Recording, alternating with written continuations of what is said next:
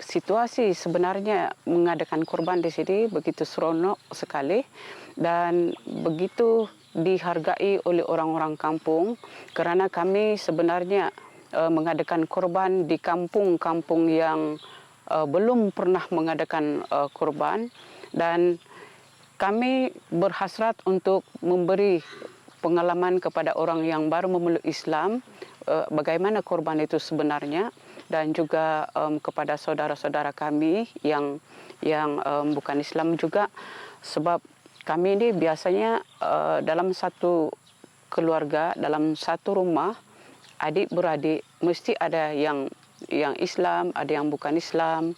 Jadi di sini kami berkongsi dengan keluarga kami juga apa itu daging korban dan boleh dimakan bersama oleh saudara-saudara kami yang bukan Islam lah. Jadi sebenarnya ibadah korban di sini sangat besar peranannya untuk menghubungkan kami, merapatkan hubungan kami di antara kami yang telah masuk Islam dengan bukan Islam, juga memperbaiki hubungan di antara agama Islam dengan agama-agama lain lah.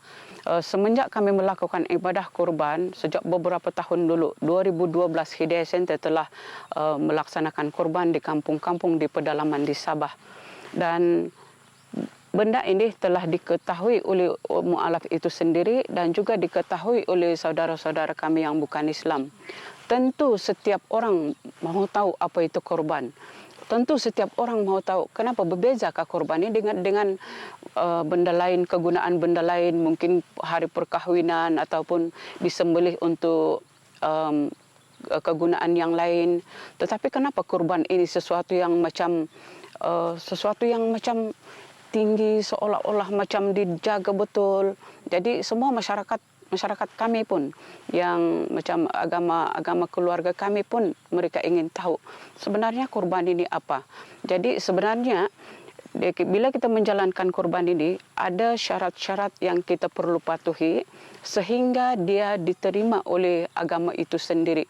Kalau kita terlepas daripada syarat-syarat ini, artinya kurban yang kita lakukan tidak sah. Jadi kita mahu kurban ini dijalankan mesti sah, mesti diterima oleh Allah Subhanahu Wa Taala, oleh Pencipta. Jadi kita ini tidak boleh main-main. Jadi benda ni telah difahami oleh orang Islam sendiri, orang mu'alaf sendiri dan juga orang bukan Islam sendiri. Mereka pun sudah tahu. Sebut sahaja kurban, diorang pun, oh ini tidak boleh, yang cacat tidak boleh, oh yang tak cukup umur tidak boleh. Semua diketahui oleh kawan-kawan kita yang pemelihara lembu di kalangan orang bukan Islam. Sebab kami mendapatkan lembu daripada orang bukan Islam lah dan kerjasama mereka sangat baik dan benda ini merapatkan di antara kami dengan penjual-penjual lembu dan merapatkan kami walaupun kami berbeza agama, berbeza kefahaman, kepercayaan, tetapi kami dapat agama ini merapatkan kami dengan mereka lah.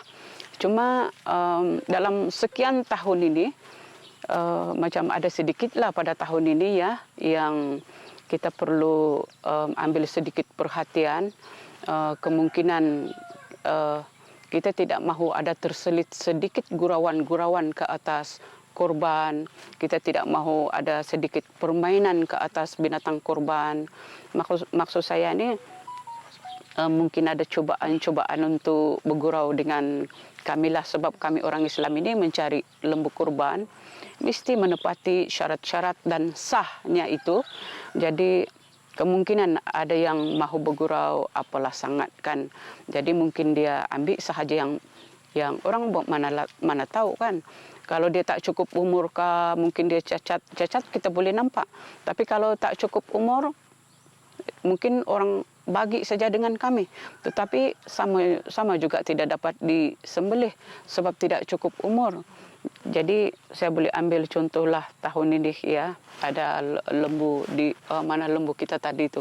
Ada anak lembu tadi itu yang telah diserahkan dengan kami, yang kami difahamkan cukup umur malah lebih 2 tahun.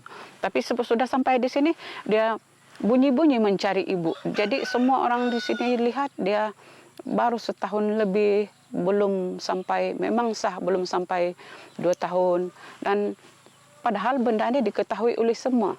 walaupun bukan Islam pun dia tahu. Dan dia lebih tahu tentang lembu dia, berapa umur. Tapi dia beritahu 2 tahun lebih, adakah ini saja dia bergurau-gurau kah, ataupun yalah mungkin dia simpati dengan kami, mungkin dia nak bagi lembu juga kan. Tapi sebenarnya macam mana pun simpati kita, macam mana mungkin cara kita untuk memenuhi keperluan orang Islam, tetapi kita mesti hormati juga hukum ini.